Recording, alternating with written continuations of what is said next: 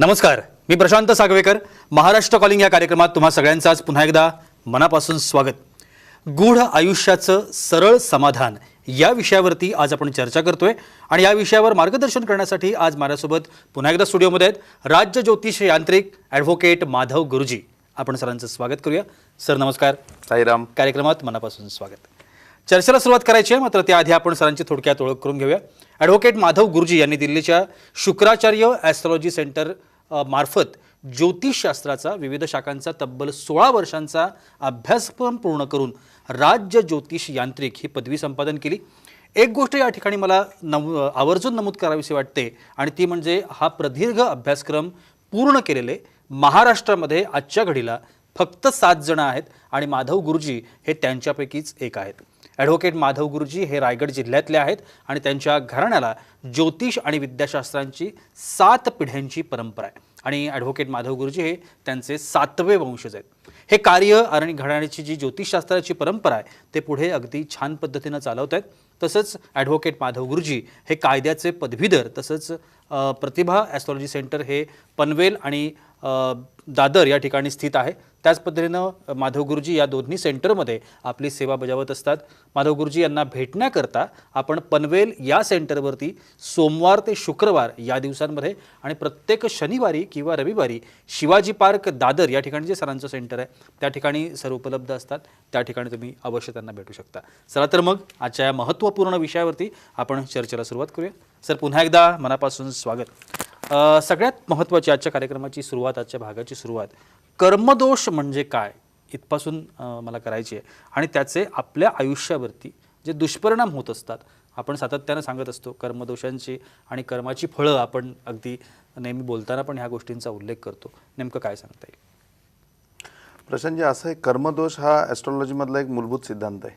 म्हणजे ॲस्ट्रॉलॉजीमध्ये ज्या वेळेला प्रत्येक ग्रहाचं फलित लिहिलं जातं किंवा तुमचं भविष्यकथन केलं जातं, ते भविष्यकथन असताना प्रत्येक वेळेला असं होतं की भविष्यामध्ये ग्रह तारे हे तर तुमचे चांगले आहेत, चांगले फळ देणारे आहेत, पण तुम्हाला मिळणारी फळं चांगली नसतात किंवा तुम्ही त्याच्या विपरीत परिस्थितीमध्ये असता. आणि मग त्या विपरीत परिस्थिती असताना तुम्हाला हे लक्षात येतं की आपल्या बाबतीत काही ना काही रॉंग होतं आहे. आणि मग त्यावेळेला ॲस्ट्रॉलॉजरकडे ज्या वेळेला जातात त्यावेळेला ते प्रामुख्याने शब्द वापरतात की तुमचं प्रारब्ध, की आत्ताच्या याला तुमचं प्रारब्ध आड येत आहे. तर प्रारब्ध हे दुसरं तिसरं काय नसून हा ॲस्ट्रॉलॉजीमधला मूलभूत सिद्धांत आहे, तो म्हणजे कर्माचा सिद्धांत. हा ॲस्ट्रॉलॉजीमध्ये पूर्णपणे मान्य आहे आणि पूर्णपणे याच्यावरच तुमच्या भविष्याचा विचार केला जातो.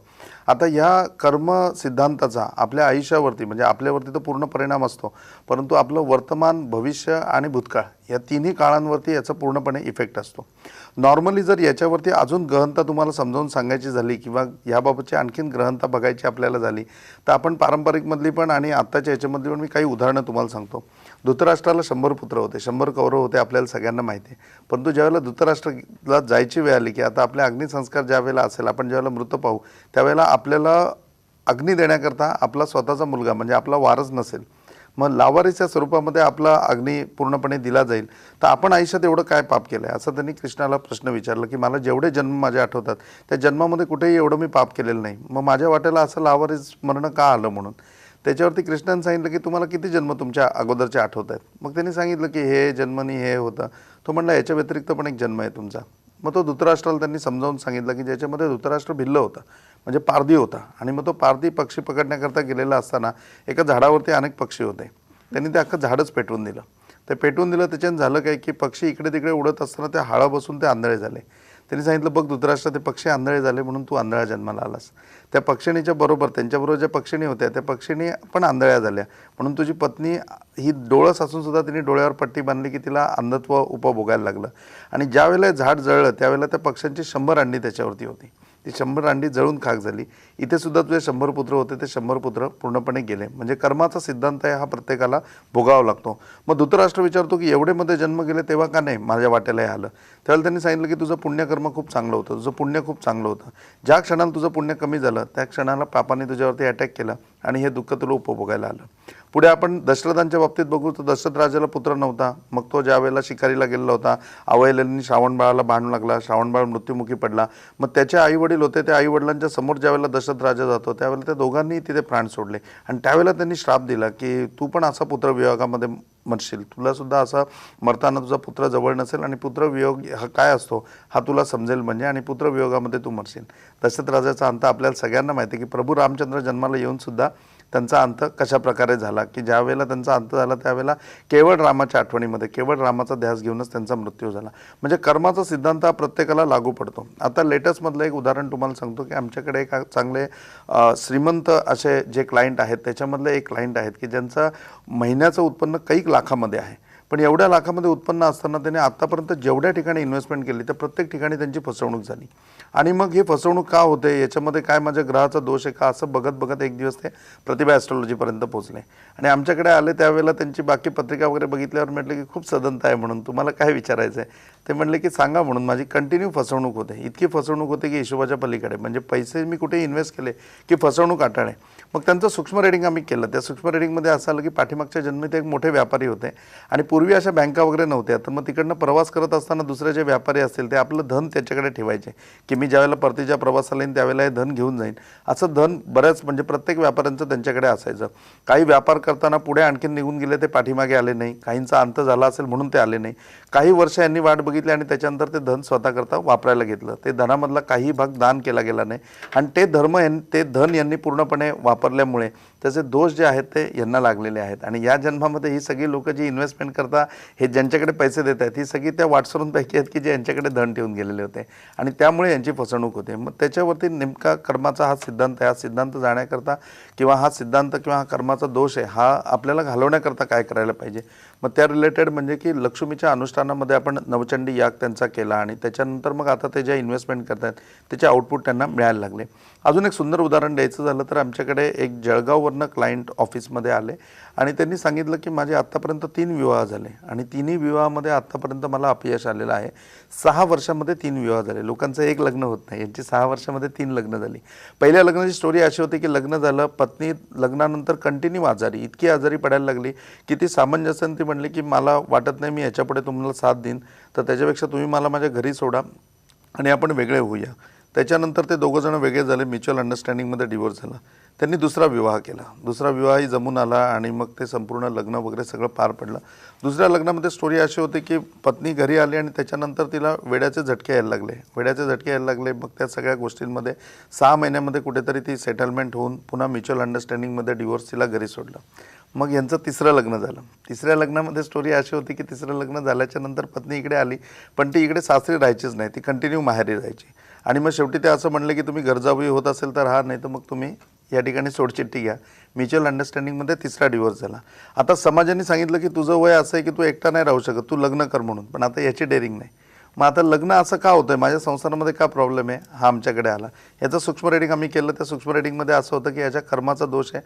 पाठीमागच्या जन्मामध्ये हा मोठा संस्थानिक होता. संस्थानिक असताना याचं 4 ठिकाणी 4 मुलींबरोबर अफेअर होतं. 4ही ठिकाणी यांनी लग्नाची कमिटमेंट दिलेली होती. नंतर याच्या आयुष्यामध्ये 5वी नवीन लेडी आली. तिच्याबरोबर लग्न करून हा सेटल झाला. यांनी तिच्याबरोबर खूप चांगला संसार केला. पण अगोदरच्या 4 जणी होत्या की ज्यांच्याबरोबर लग्नाची कमिटमेंट केलेली होती त्या तशाच राहिल्या. त्याच्यामध्ये एक जण होती, तिने सुसाईड केलं. दुसरी जी आहे तिने लग्न केलं नाही. तिसरी जी आहे तिचं लग्न झालं पण तिच्या लग्नामध्ये ती सुखी नव्हती. आणि चौथी जी गोष्ट होती ती चौथी पूर्णपणे डिस्टर्ब झाली, वेडी झाली की तिचं पुढे काही झालं नाही. मग या चौघींचा कर्मदोष त्या ह्याच्यामध्ये त्यांनी उपभोगला. त्या या जन्मामध्ये आल्या. त्यातल्या या 3 स्त्रिया आहेत की ज्यांच्याबरोबर लग्न झालं. आणि ॲस्ट्रॉलॉजीमध्ये हाही सिक्वेन्स आहे की यांनी 4थं लग्न केलं तरी ती व्यक्ती याच्या आयुष्यामध्ये येईल आणि तिच्याबरोबर पण डिवोर्स होईल. नंतर याचा 5वा विवाह होईल. त्या 5व्या विवाहामध्ये ती पत्नी येईल की जिच्याबरोबर यांनी संसार केला आणि याचा संसार व्यवस्थित चालेल. हे ऐकल्यानंतर तो म्हणला की आता माझी मानसिकताच राहिलेली नाही की लग्न करायची, आणि 4था डिवोर्स झाला किंवा 4था डिवोर्स घ्यायची वेळ आली तर 100% त्याच्या अगोदर मला सुसाईड करावं लागेल. मग आता याच्यामध्ये असा काही उपाय नाही का की या कर्माचा दोष मी पूर्णपणे घालवू शकेल. मग त्यावेळेला त्याच्यावरचा उपाय होता, तो उपाय त्यांनी केला. पूर्ण श्रद्धाभावाने उपाय करून झाल्याच्या नंतर मग त्यांनी विवाह केला. तो विवाह सातत्याने त्यांचा व्यवस्थित टिकून आहे आणि त्याच्यापुढे पुढे संसार पण चालू आहे. म्हणजे कर्माचा दोष हा 100% असतो. कर्माच्या दोषातून तुम्ही अजिबात चुकू शकत नाही. जसं एखाद्या ठिकाणी देह सोडल्यानंतर तुमच्या कर्मामुळे तुमचं नाव राहतं, तसं ते देह असताना त्या कर्मात जे तुम्ही केलेलं आहे त्या सगळ्या कर्माचा हिशोब त्यावेळेला चुकता झाला नाही तर ते पाप तुमच्याबरोबर असतं, तो कर्मदोष तुमच्याबरोबर असतो. तुम्हाला नक्की काय कर्मदोष आहे आणि तुम्हाला नक्की काय अडचणी येतात ते तुम्ही समजून घ्या. ॲस्ट्रॉलॉजीमध्ये खरोखरी याच्यावरती खूप चांगलं मार्गदर्शन आहे. याच्यामध्ये विविध प्रकारची यंत्र आहेत की ज्यामध्ये दशमहाविद्या यंत्र आपण सगळ्यांनी ऐकलं आहे की त्याचा आपण वापर करू शकतो. त्याचबरोबर दुसरं याच्यामध्ये आहे की महत्त्वाचा भाग आहे की पुण्य तुमच्याकडे यायला पाहिजे. ज्यावेळेला तुमच्याकडे पुण्य वाढेल त्यावेळेला त्या कर्मदोषामधनं हे पुढे सरकू शकतात, म्हणजे तुम्हाला भोगायला नाही लागू शकत किंवा हे असे जन्मजन्मांतरी पुढे जातील. म्हणजे सुटका होईल हे मी नाही सांगू शकत, पण एवढं नक्की आहे की ते पोस्टपोन होतील, ते पुढे ढकलले जातील. आणि त्याच्याकरता पुण्याचा डोंगर आहे तो यागामधनं निर्माण होतो. यागामधनं सर्वात जास्त पुण्य प्राप्त होतं.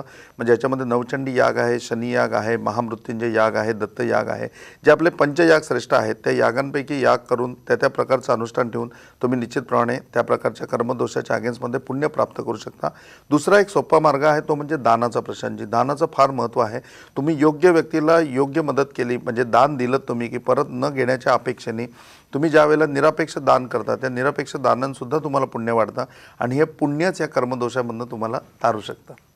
क्या बात आहे. खूप छान अशी माहिती आजच्या विषयाच्या निमित्तानं. खरं तर गूढ आयुष्याचं सरळ समाधान हा आजचा आपला विषय आहे आणि खरंच आपल्या आयुष्याचं हे सगळं गूढ आहे. आपण या सगळ्यावरती शास्त्राच्या अनुषंगानं कसा प्रकाश टाकू शकतो हे प्रयत्न करत असतो. त्यामुळे या सगळ्या भागामध्ये अजूनही खूप सारे प्रश्न आहेत मनामध्ये, पण सरांना तुम्हाला जर भेटायचं असेल तर सोमवार ते शुक्रवार सर पनवेलला त्यांचं प्रतिभा ॲस्ट्रॉलॉजी सेंटर आहे त्या ठिकाणी असतात आणि शनिवार आणि रविवार या 2 दिवशी सर दादरला शिवाजी पार्क या ठिकाणी त्यांचं जे ऑफिस आहे त्या ठिकाणी उपलब्ध असतात. नंबर सरांचे आता टी व्ही स्क्रीनवरती आहेत. कुठलीही शंका असेल, समस्या असेल, अडचण असेल, तुम्ही निश्चितपणाने सरांना भेटू शकता. वेळ होते एका छोट्याशा विश्रांतीची. कुठेही जाऊ नका, पाहत राहा महाराष्ट्र कॉलिंग.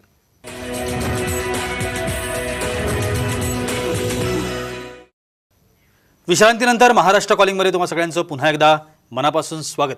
गूढ आयुष्याचं सरळ समाधान या विषयावरती आपण चर्चा करतोय आणि ॲडव्होकेट माधव गुरुजी आपल्याला मार्गदर्शन करत आहेत. सर, एक गमतीदार प्रश्न आपण सगळेजण म्हणतो, नावात काय आहे?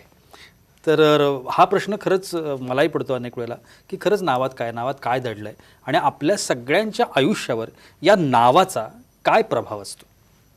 100% प्रशांतजी, आपल्या सगळ्यांच्या आयुष्यावर म्हणण्यापेक्षा आपल्या प्रत्येक कृतीवरती नावाचा खूप फरक असतो. म्हणजे नावच आपली म्हणजे जी काही ओळख आहे ती नावच आहे, परिचय आहे ती नावच आहे. उद्या तुम्हाला प्रशांत हे नावच नसतं तर तुम्हाला काय ओळखलं असतं किंवा तुम्हाला काय नावाने हाक मारलं असतं. तर दैनंदिन व्यवहारामध्ये म्हणण्यापेक्षा प्रत्येक ठिकाणी नाव हेच आपलं अस्तित्व आहे. आज तुमचं अस्तित्व काय आहे? प्रशांत सागवेकर हे तुमचं अस्तित्व आहे. तर आपलं नाव हेच आपलं अस्तित्व आहे. म्हणजे मग ते अस्तित्व असताना त्या नावामध्येच सगळं काय. आपण म्हणतो ना, नामी काफी आहे.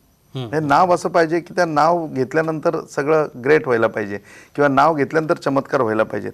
कृष्णाच्या सर्व पुस्तकांमध्ये एक वाक्य कायम येतं. कृष्ण कायम म्हणायचं की चमत्कार करतो म्हणून कृष्ण नाही आहे, तर कृष्ण नाव आहे म्हणून चमत्कार होतात. म्हणजे नाव असं पाहिजे की चमत्कार घडला पाहिजे. आता नावाच्या याच्यामध्ये सिक्वेन्स ठेवत असताना बरेच जण आपण नावं मिळवतो. कधी कधी मुलाचं नाव ठेवताना पती पत्नीचं नाव एकत्र करून वगैरे ठेवतात, पण नावाच्या पाठीमागे नक्की शास्त्र काय हे कुणालाच माहिती नसतं. ॲस्ट्रॉलॉजीमध्ये याच्यामध्ये खूप चांगलं मार्गदर्शन आहे. आता नावाची मुख्य पीठिका अशी आहे की ज्या वेळेला ब्रह्मदेवाला ही पृथ्वी ताब्यामध्ये मिळाली की आता इथे सृष्टी उत्पन्न करायची आहे, तर सर्वात पहिले निर्मिती कसली झाली तर अक्षराची निर्मिती झाली. सर्वात पहिले अक्षर निर्मित झालं. ओम हा सर्वात पहिले पृथ्वीवरती आला आणि ओम पृथ्वीवरती आलं त्यावेळेला ओमच्या पाठोपाठ या पृथ्वीवरती काय आलं तर BYRL म्हणजे ब, य, र आणि ल ही नावाक्षरं आहेत, ही त्याच्या पाठोपाठ लगेच या पृथ्वीवरती आली. मग ह्या अक्षरांकडनं मिळून ऋचा तयार करण्यात आला, या अक्षरांना मिळून मंत्र तयार करण्यात आले, याच्यापासून यंत्र तयार करण्यात आली, यंत्रापासून तंत्र निर्माण झाली आणि तंत्र निर्माण झाल्यानंतर वनस्पती निर्माण झाली आणि या सगळ्यानंतर शेवटला काय झालं तर मनुष्य निर्माण झाला. म्हणजे मनुष्याच्या डेव्हलपमेंट करता लागणाऱ्या सगळ्या गोष्टी या अगोदर निर्मित झाल्या, या अक्षरांनी निर्मित झाल्या. तुमचं नावसुद्धा अक्षरांमध्ये आहे. आता अक्षरांच्या बाबतीमध्ये ॲस्ट्रॉलॉजी सर्वात पहिलं मार्गदर्शन हे करतं की तुमच्या नावामध्ये तुम्ही कसंही नाव ठेवा, पण त्याच्यामध्ये BYRLचं उच्चारण यायला पाहिजे. एक तर बी यायला पाहिजे, वाय यायला पाहिजे, आर यायला पाहिजे, नाही तर एल यायला पाहिजे. ही अल्फाबेट्स ज्या ज्या नावामध्ये येतात किंवा ही अक्षरं ज्या ज्यामध्ये येतात, तुम्ही बघा एकही नाव खाली भेटणार नाही. देवेंद्र फडणवीस, देवेंद्र येतं नाव वरती भेटतं. नरेंद्रजी मोदी, नरेंद्र येतं नाव वरती भेटतं. आरचं उच्चारण होतं. विलासराव देशमुख, लचं उच्चारण होतं, नाव मोठं होतं. यशवंतराव चव्हाण, यचं उच्चारण होतं, नाव मोठं होतं.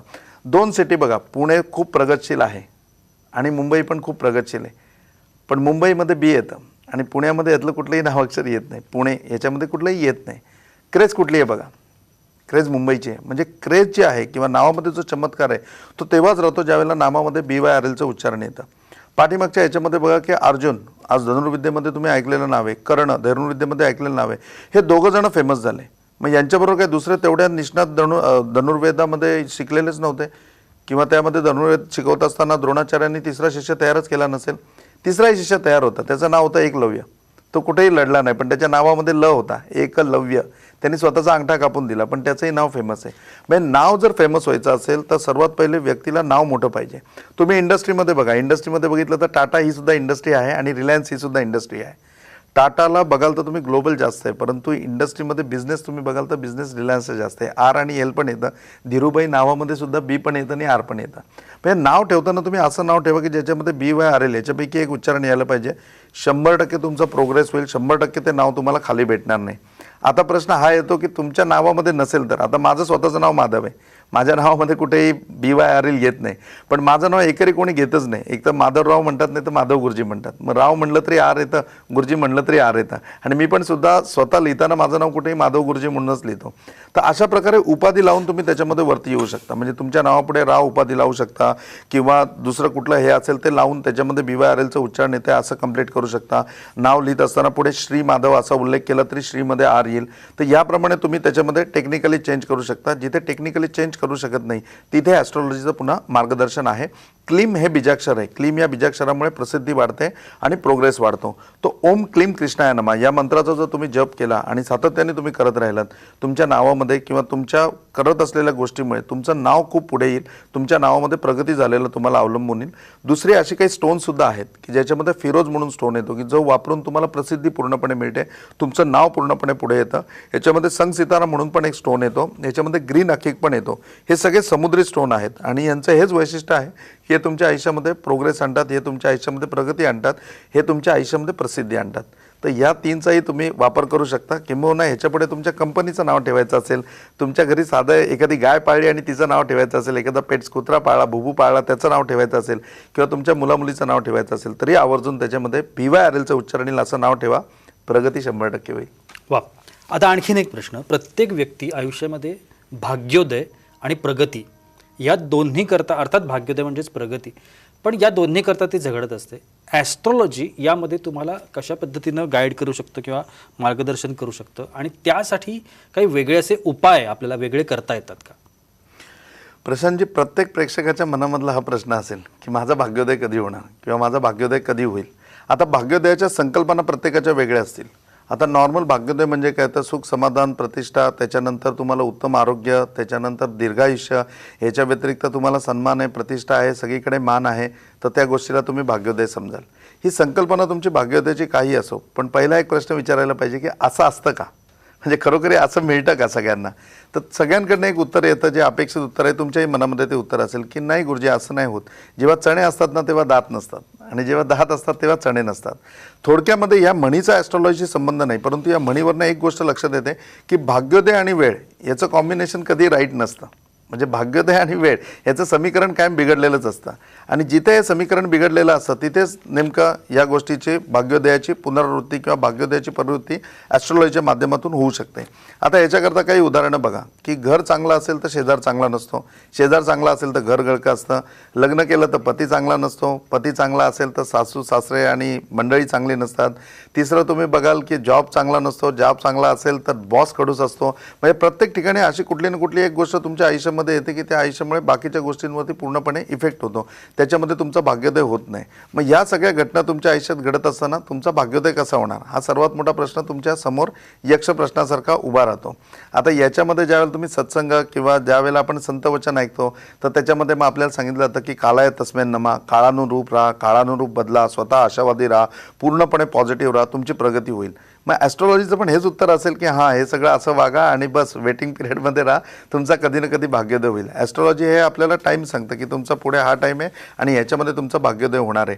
परंतु ॲस्ट्रॉलॉजीमध्ये हेही मार्गदर्शन केलं जातं की कशा प्रकारे तुमचा भाग्योदय होईल आणि आपल्याला आत्ताच्या ह्या लिमिटेड लाईफमध्ये हीच गोष्ट हवी आहे की कशाने आपला भाग्योदय होईल. आता याच्यामध्ये बघितलं तर ह्याच्यामध्ये प्रमुख असा सिद्धांत किंवा प्रमुख अशी सिद्ध गोष्ट याच्यामध्ये ॲस्ट्रॉलॉजी सायन्समध्ये या प्रकारे येते की याच्यामध्ये लॉ ऑफ अट्रॅक्शन आहे. म्हणजे कुठल्याही गोष्टीमध्ये कुठेही तुम्ही गेल्यानंतर एक तर तुम्ही आकर्षित होता किंवा मग ती व्यक्ती किंवा ती वस्तू किंवा तो भाग हा तुमच्याकडे आकर्षित होतो. हा लॉ ऑफ अट्रॅक्शन जगामध्ये तुम्ही कुठेही गेले तरी सगळीकडे पूर्णपणे लागू असतो आणि या लॉ ऑफ अट्रॅक्शनला धरूनच ॲस्ट्रॉलॉजी असं सांगतं की तुम्ही आकर्षणाचा प्रमुख बिंदू बना. ज्यावेळेला तुम्ही आकर्षणाचा प्रमुख बिंदू बनाल त्याच्या वेळेला 100% तुमचा भाग्योदय होईल. मग आता आपण आकर्षणाचे प्रमुख बिंदू बनण्याकरता आपल्याला काय करायला पाहिजे. आता सर्वात पहिले तुमच्याकडे काय असायला पाहिजे, तर तुमच्याकडे पूर्णपणे लक्ष्मीचा लाभ असायला पाहिजे, तुमच्याकडे पूर्ण स्वरूपामध्ये लक्ष्मी असायला पाहिजे. मग लक्ष्मी असायला पाहिजे तर 100% लक्ष्मी येण्याकरता लक्ष्मी तुमच्याकडे आली पाहिजे आणि ती तुमच्याकडे टिकायलाही पाहिजे. याच्याकरता आपल्याला सगळ्यांना श्रीयंत्राची साधना करावी लागेल. मग श्रीयंत्राची साधना कशा प्रकारे करायची, काय करायची, तर याच्यामध्ये सिद्ध श्रीयंत्र असतं. वर्षातून 3 मुहूर्तामध्ये सिद्ध केलं जातं. त्यातलं आता 24 ऑक्टोबरला सिद्ध म्हणजे लक्ष्मी पूजनच आहे, तुम्हाला सगळ्यांना माहिती आहे. दिवाळी पूजेला तुम्हीही करत असता, परंतु याच्या व्यतिरिक्त तंत्रोक्त पद्धतीने म्हणजे घुबड लक्ष्मी या सिद्धीने पूर्णपणे श्रीयंत्राचं पूजन केलं जातं आणि हे पूजन केलेलं श्रीयंत्र तुम्हाला दिलं जातं. आपल्या प्रतिभा ॲस्ट्रॉलॉजी रिसर्च सेंटरतर्फे दरवर्षी हे लक्ष्मीपूजन 3ही मुहूर्ताला केलं जातं. त्यातलं आता 24 ऑक्टोबरला हे पूजन आहे. 24 ऑक्टोबरला आहे. तुम्ही तुमचं नाव किंवा तुम्हाला हवं असेल तर 100% आमच्याकडे तुमची माहिती पाठवू शकता. त्याच्यामध्ये सिद्ध श्रीयंत्र 100% आम्ही तुम्हाला पाठवून देऊ, जे श्रीयंत्र ठेवून तुम्ही तुमचा 100% भाग्योदय प्राप्त करू शकता. आता पहिली साधना आहे की यंत्र म्हणजे की श्रीयंत्र तुमच्या पूजनामध्ये ठेवायचं, श्रीयंत्र तुमच्याकडे पाहिजे. त्याच्यानंतर दुसरा भाग आहे त्याच्यामध्ये की 16 शनिवार तुम्ही उपास करायचा आहे. तुमचा भाग्योदय होण्याकरता ॲस्ट्रॉलॉजीमध्ये जे मार्गदर्शन केलं आहे ते तुम्हाला करतोय. 100% तुमच्याकरता ही दिवाळीची सर्वात मोठी गिफ्ट असणार आहे की तुम्ही याप्रमाणे वागलात, तुमचा भाग्योदय 120 दिवसामध्ये अटळ आहे, होईलच, ह्याची मी गॅरंटी तुम्हाला देतो. दुसरा सिक्वेन्स असा आहे की 16 शनिवार तुम्ही उपास करायचा आहे. उपासामध्ये मीठ खायचं नाही आहे, म्हणजे चहा दूध कॉफी घेतलं चालेल, फळं खाल्ली तर चालेल, मीठ असलेला कुठला पदार्थ खायचा नाही आहे. तिसरं याच्यामध्ये प्रिन्सिपल असं येतं की रेग्युलर 2 मिनटं तुम्ही ह्या श्रीयंत्राच्या समोर जे तुम्ही तुमच्या घरी ठेवलेलं आहे त्याच्यासमोर मेडिटेट व्हायचं, म्हणजे त्याच्यासमोर ध्यान लावून बसायचं आहे. दिवसातून 2 वेळा फक्त 2-2 मिनटं. चौथा सिक्वेन्स याच्यामध्ये आहे की जो काही तुमच्याकडे गुरुमंत्र असेल, म्हणजे की गुरुमंत्र तुम्ही घेतला असेल किंवा ओमकार या मंत्राचा दररोज तुम्हाला 1 वेळा पूर्णपणे जप करायचा आहे, म्हणजे 1 माळ तुम्हाला जप करायचा आहे. आणि 5वी महत्त्वाची गोष्ट ती म्हणजे दिवसभरामध्ये 1 तास म्हणजे वर्किंग आवर्समध्ये आपण त्याला म्हणू शकू की सकाळी तुम्ही उठल्यापासून रात्री झोपेपर्यंत याच्यामध्ये 1 तास तुम्हाला मौन बाळगायचं आहे. ही 5 साधना, या प्रकारच्या 5 साधना तुम्ही 120 दिवस सातत्याने केल्या, म्हणजे 16 शनिवार तुम्ही केले आणि 16 शनिवार होईस्तोवर ही साधना कंटिन्यू केली. 120 दिवसामध्ये तुमचा भाग्योदय 100% होणारच. आता हा भाग्योदय कशा प्रकारे होईल, तर ज्या वेळेला तुम्ही उपास करता, आता शनिवारचा उपास करून तुम्ही म्हणाल काय होणार आहे, तो उपास याकरता करायचा आहे की तुमच्यामध्ये पेशन्स प्राप्त होतील. दुसरं तुम्ही म्हणाल की नामस्मरण कशाला करायचं आहे, ओंकार गुरुमंत्र, तर त्याच्यामध्ये काय होणार आहे, तर त्याच्यामध्ये पूर्णपणे तुमचे सातत्य येणार आहे. तिसरं पाठ लक्ष्मीपूजन. लक्ष्मीपूजनामध्ये असलेलं श्रीयंत्र तुम्ही सिद्ध श्रीयंत्र पूजन केल्याने काय होणार आहे की जी लक्ष्मी तुमच्याकडे येईल ती लक्ष्मी तुमच्याकडे कायमस्वरूपी टिकून राहील. म्हणजे असं नको की एक दिवस भाग्योदय झाला आणि दुसऱ्या दिवशी तेच रडगाणं चालू आहे, असं नाही व्हायला पाहिजे. जे आहे ते स्टेबल तुमच्याकडे राहायला पाहिजे, तर त्याच्यामध्ये ती स्टेबिलिटी प्राप्त होते. आणि 120 दिवस ही साधना तुम्ही चालू ठेवल्यानंतर याच्या पुढे जर तुम्ही सातत्य ठेवलं तर आयुष्यभर तुमच्या आयुष्यामध्ये फक्त भाग्योदय आणि भाग्योदयच राहतो. तुमचं भय याच्यामुळे पूर्णपणे निघून जातं आणि जेव्हा भय निघून जातं त्यावेळेला निश्चितपणे भाग्योदय होतो. आपल्याला भय 2च गोष्टींचं आहे, एक म्हणजे लोक काय म्हणतील आणि दुसरी गोष्ट म्हणजे मृत्यू. ह्या सगळ्या साधनेमध्ये तुमचं भय निघून जातं. भय निघून झालं की भाग्योदय अटळ आहे. म्हणून स्वामींच्या स्तवन मंजिरीमध्येही म्हणलंय की कशासे भीतोसी भये टळू दे, जवळी श्री स्वामी शक्ती कळू दे. जगी जन्म मृत्यू असे खेळ त्यांचा, नको घाबरू तू असे बाळ त्यांचा. सगळ्या गोष्टी आपल्या जवळच आहेत. आपण जर अर्थ लावला तर भाग्योदय व्हायला 1 मिनिटाचा पण उशीर लागणार नाही. नक्कीच खूप छान अशी माहिती आज आपल्याला मिळालेली आहे. सर खूप खूप आभार, तुम्ही वेळात वेळ काढून स्टुडिओमध्ये आलात आणि एवढी छान माहिती आमच्या प्रेक्षकांना दिलीत, त्यासाठी अगदी मनापासून आभार. साईनाथ आप सबकी भली करे, गुरु गोरक्षनाथ आप सबकी भली करे, श्री गुरु निरंजननाथ विजय तेतराम आदेश. आणि याबरोबरच वेळ होते, इथेच थांबण्याचं, कुठे जाऊ नका, पाहत रहा साम टीव्ही.